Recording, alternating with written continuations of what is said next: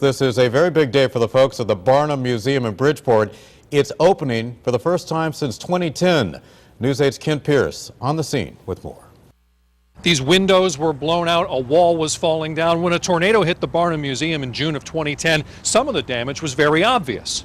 But what was not so obvious from the beginning was the damage that all the humidity and the wind and the dirt and the dust was going to do to all the artifacts in the museum's collection. For the first time in almost 2 years, you can walk in and see everything from Tom Thumb's carriage to P.T. Barnum's horn chair.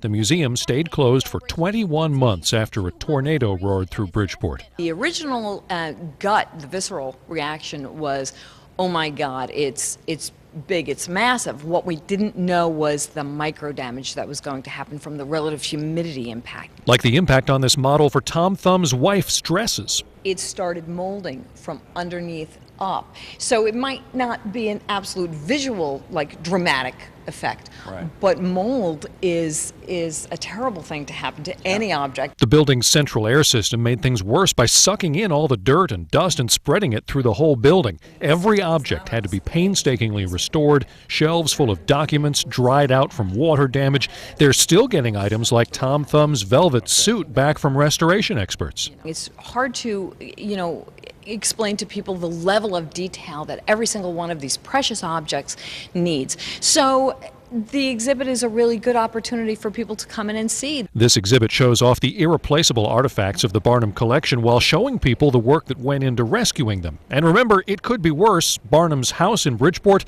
and his first 2 museums in New York both burned down.